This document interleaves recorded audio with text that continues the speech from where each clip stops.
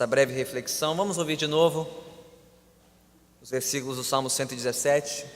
Diz assim a palavra de Deus: louvem o Senhor todas as nações, exaltem-no todos os povos, porque imenso é o seu amor leal por nós, e a fidelidade do Senhor dura para sempre. Aleluia. Louvado seja o nome do Senhor, que seja abençoada esta breve meditação da palavra de Deus. No dia 12 de janeiro do ano de 2007, um homem surgiu da estação de metrô na Praça Lanfan, na cidade de Washington, a capital dos Estados Unidos. Este rapaz se colocou ao lado de uma lixeira.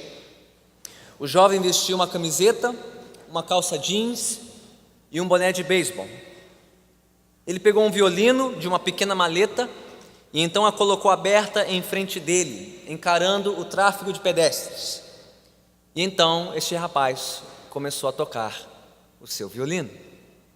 Eram 7h51 da manhã de uma sexta-feira, bem no horário de pico da estação de metrô. E pelos 43 minutos seguintes, aquele homem executou 6 peças clássicas, enquanto cerca de 1.100 pessoas passavam apressadamente por ele. Pergunta: será que alguma dessas pessoas parou para apreciar a música apresentada pelo rapaz? O violinista de pé diante da parede do metrô não fazia uma performance de rua comum. Seu nome é Joshua Bell, um dos melhores músicos clássicos do mundo. Ele já era um prodígio musical aos 4 anos de idade e agora é aclamado como um dos maiores intérpretes da música clássica da atualidade. Joshua Bell embala salas de concerto ao redor do mundo. Portanto, a música que ele tocava naquela estação de metrô, naquela manhã de sexta-feira, estava longe de ser uma apresentação qualquer. Por 43 minutos, Bell tocou obras-primas que perduram por séculos, algumas das músicas mais sofisticadas já escritas. E ele tocou essas lindas músicas em um dos violinos mais valiosos jamais fabricados. O violino de Joshua Bell, para quem não sabe, é um Stradivarius, que foi confeccionado à mão em 1713 e está avaliado em cerca de 3,5 milhões de dólares. Naquela sexta-feira de 2007, se essas mais de 1.000 pessoas tivessem olhos para ver e ouvidos para ouvir, elas teriam apreciado de camarote a uma performance de um dos músicos mais famosos do mundo, ou seja, um privilégio surpreendente. E pasme, mesmo assim, somente algumas pessoas pararam para ouvir aquele rapaz tocar naquela sexta-feira de manhã. E você? Teria parado para ouvi-lo?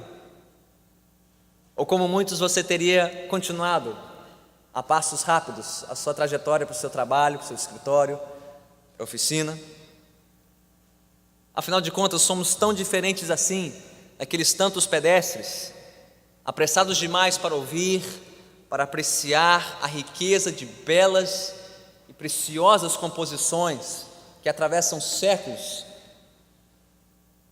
Mas hoje nós estamos aqui, como de costume, a cada domingo, para pararmos e ouvirmos algo ainda mais precioso do que a música tocada por aquele rapaz.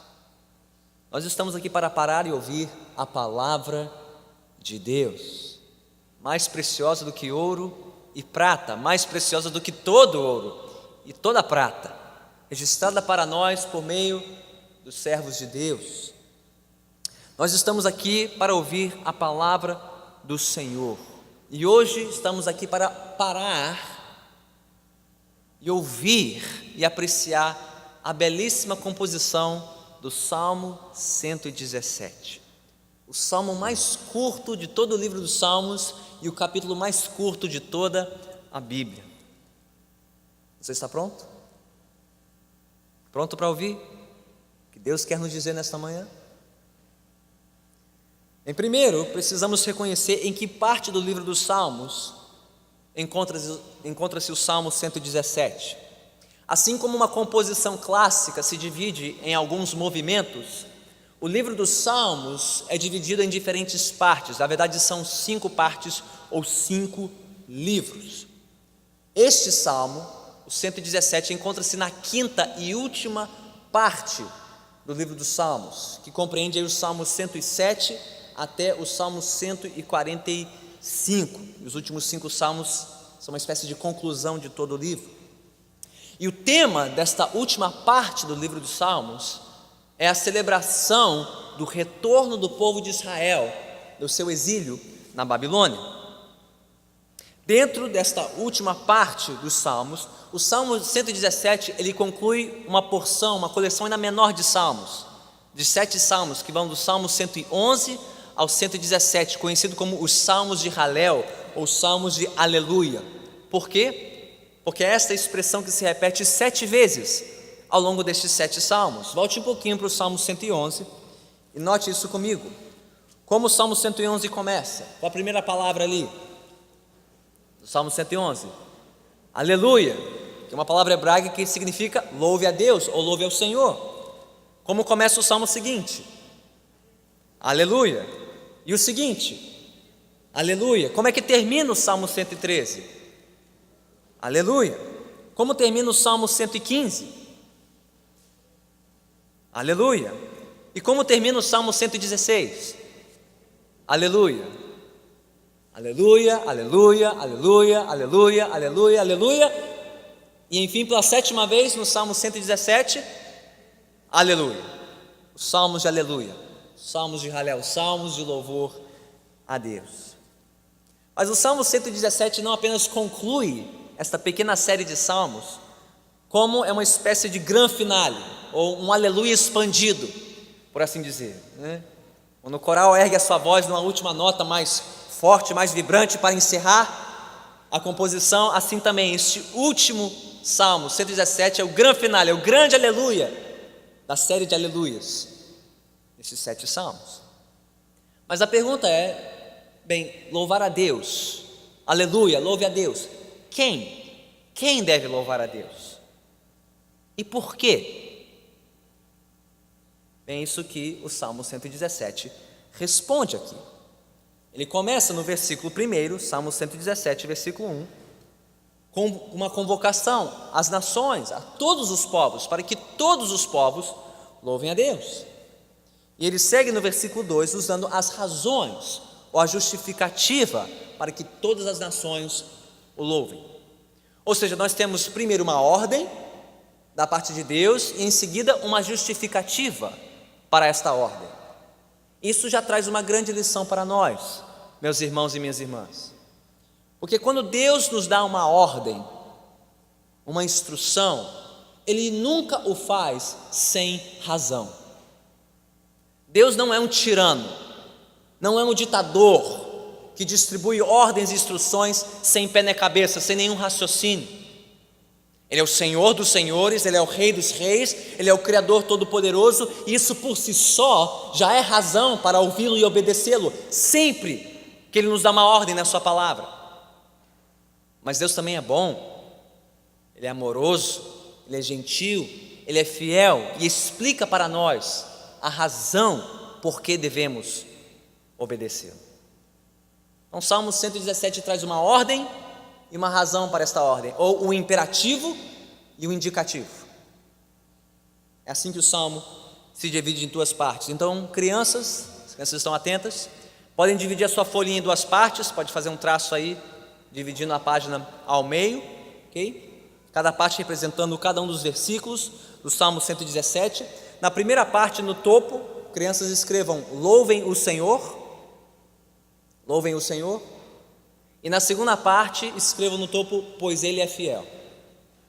Louvem o Senhor, pois Ele é fiel.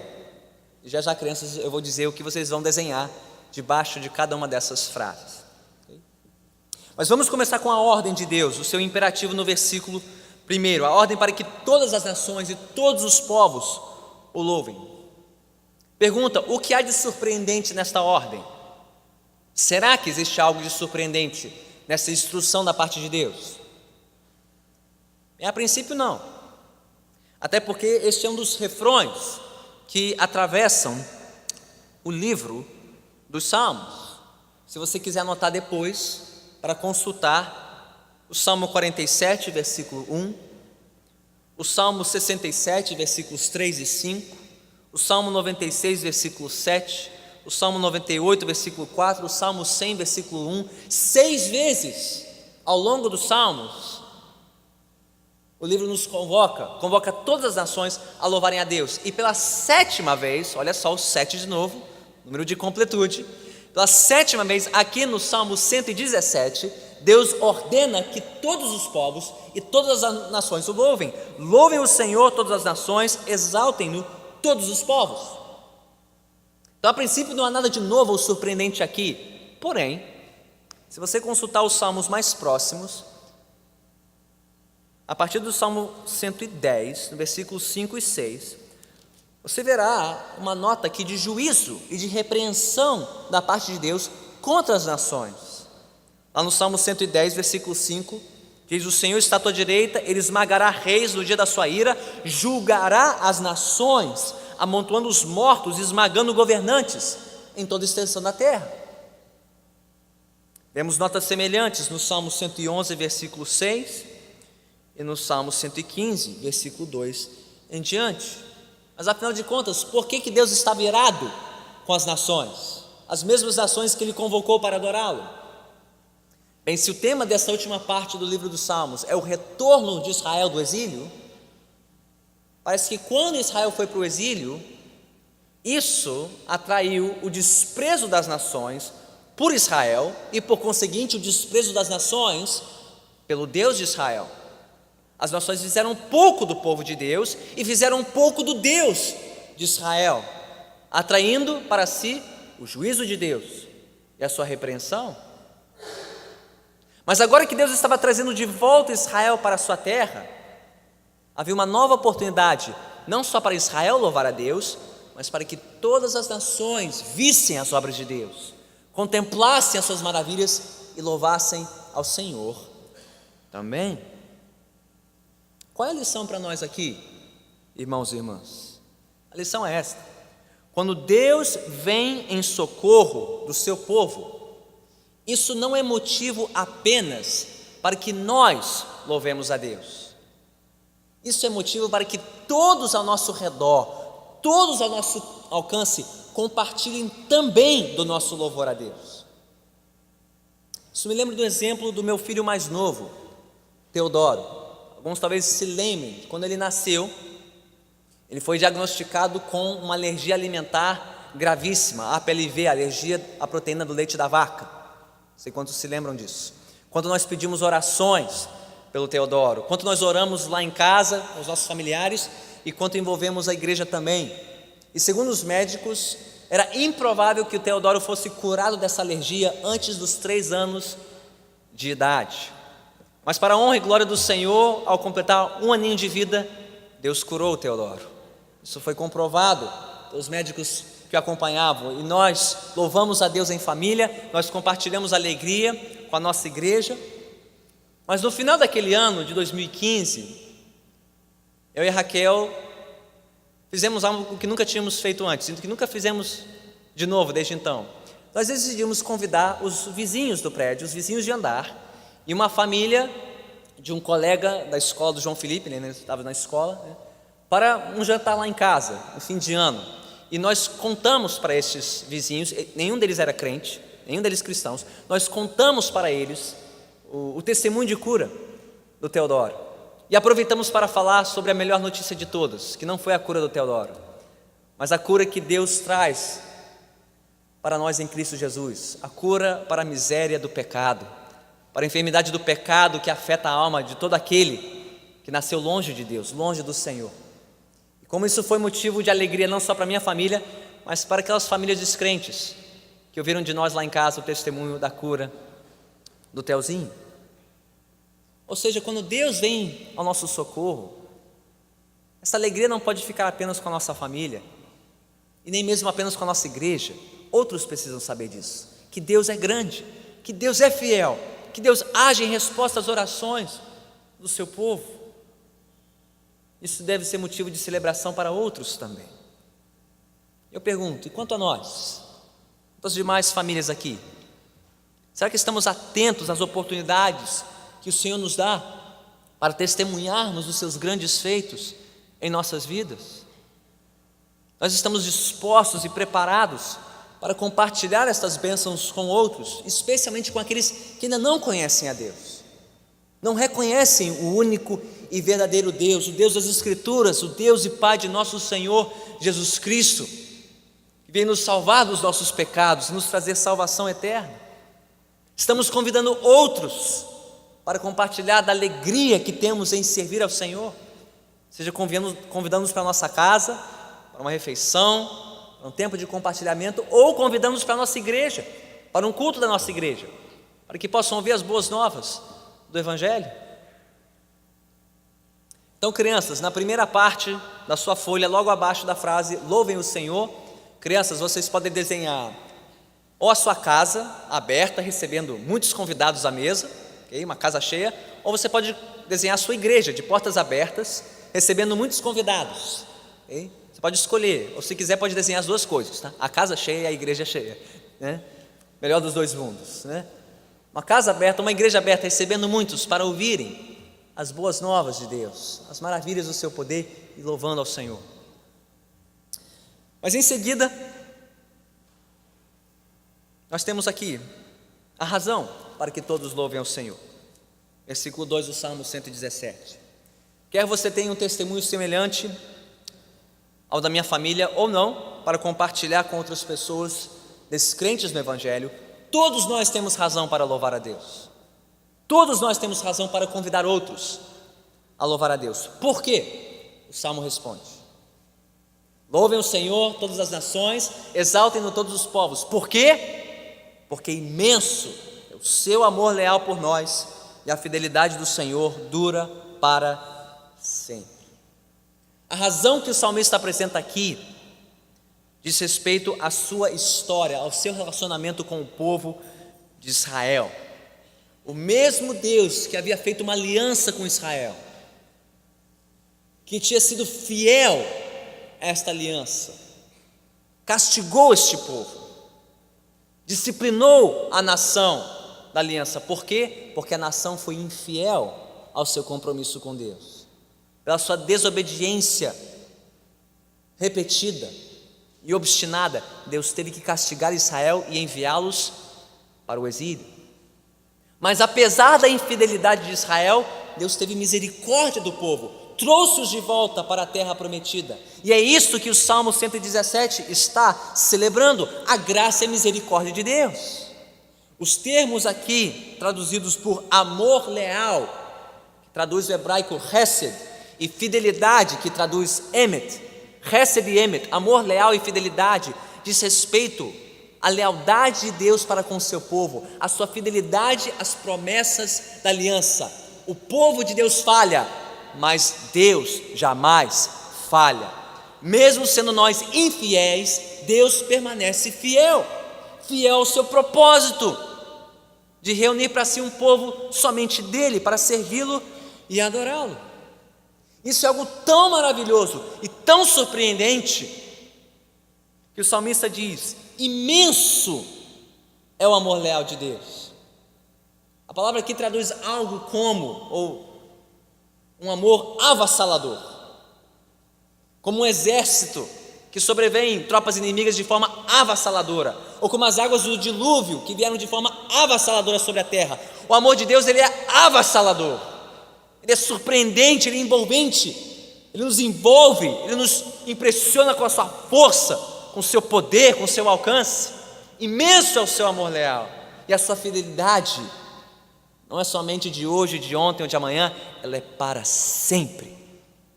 Deus é fiel, Deus abençoa um povo que é imerecedor das suas bênçãos, renovando o seu amor e a sua fidelidade por gerações, mesmo a um povo que não fez por onde para merecer estas bênçãos.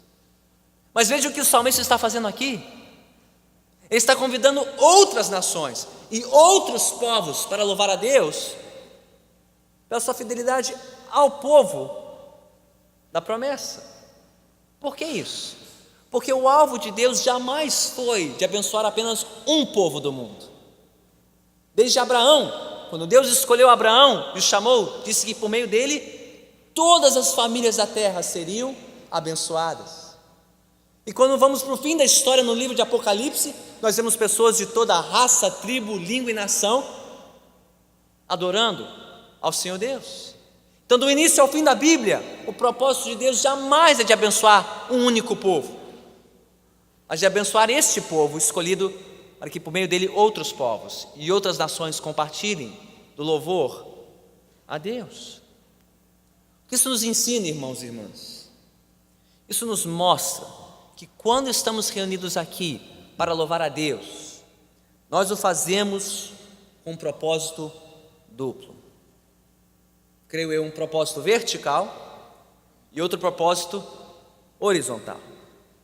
Primeiro, quando nós nos reunimos para louvar a Deus e agradecê-lo pelo seu amor leal e a sua fidelidade, isso é um ato de louvor que nos humilha, que nos constrange, que nos quebranta, que nos faz lembrar o quanto não somos dignos, não somos merecedores de estar aqui, não somos dignos e merecedores de louvar a Deus, mas por misericórdia e pelo seu amor leal, Ele nos atrai para si, nos traz para si, para adorá-lo.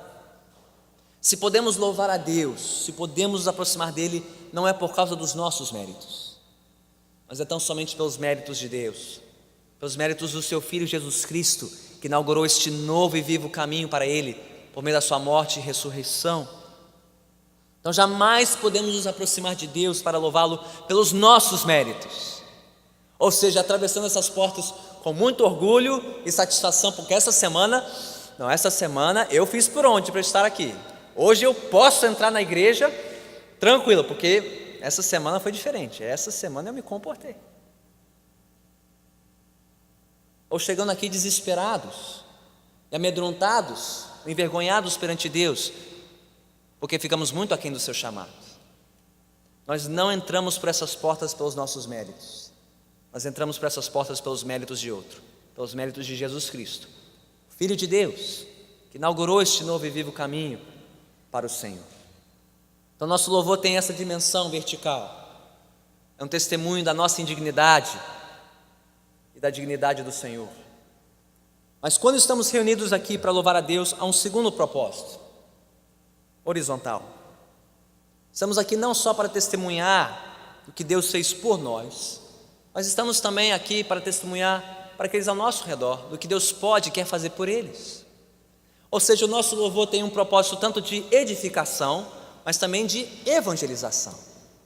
Estamos aqui para convidar outros para compartilharem dessa alegria, a alegria de conhecer o nosso Deus, de provar do seu amor leal e da sua fidelidade.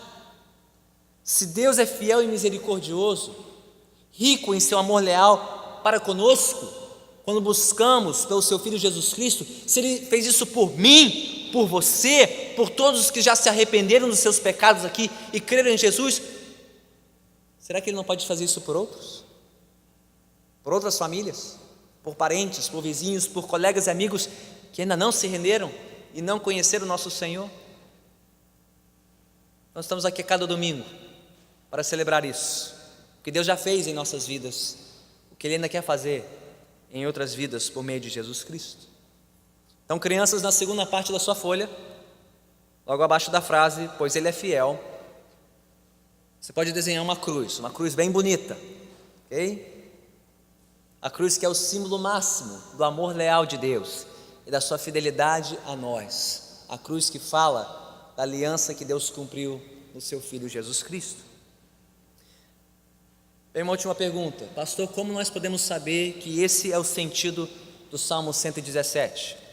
O Salmo não fala nada sobre o Evangelho, não fala sobre Jesus, não fala sobre a graça de Jesus. Então, como sabemos que este Salmo fala sobre Jesus e o Evangelho? Bem, porque foi assim que o apóstolo Paulo leu este Salmo.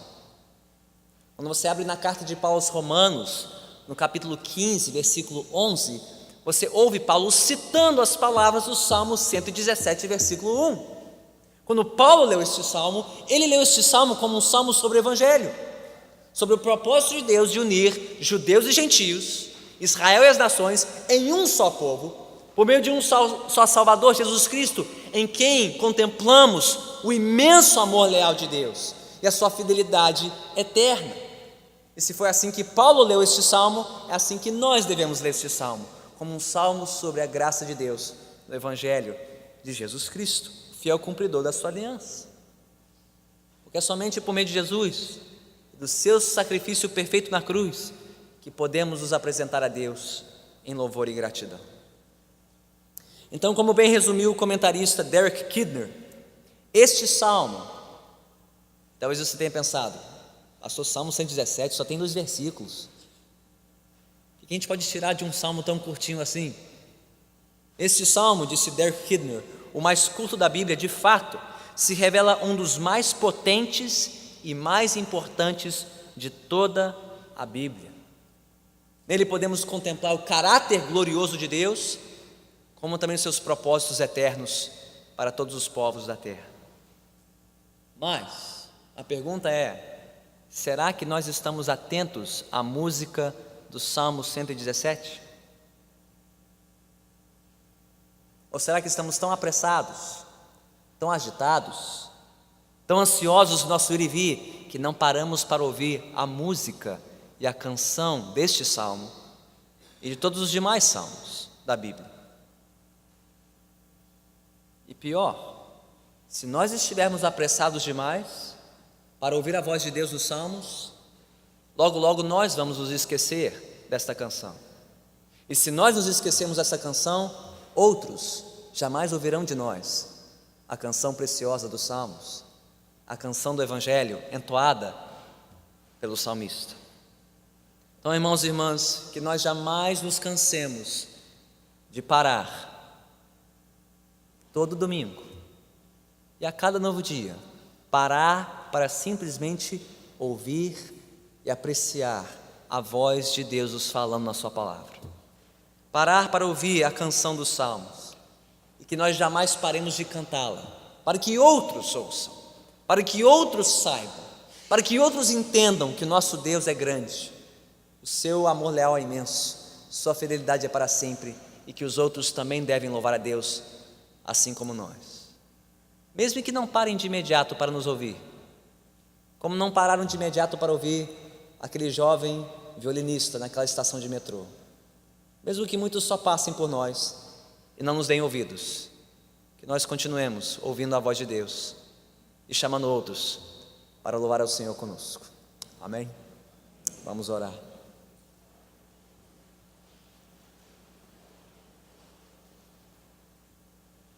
Então, Senhor, te damos graças por esta manhã, por este tempo precioso que temos para parar, apreciar e ouvir a Tua voz a nos falar neste glorioso salmo. No decorrer deste dia, dessa semana, não nos esqueçamos desta canção gloriosa, que possamos lembrar de novo, nós e a nossa casa, nós e os nossos filhos, que o Senhor é digno de todo louvor, pois imenso é o seu amor leal por nós, e a sua fidelidade dura para sempre. Que o Senhor nos use para alcançar outras famílias, e outras pessoas, e outros povos, para que estes também compartilhem da mesma alegria que temos neste dia, neste lugar.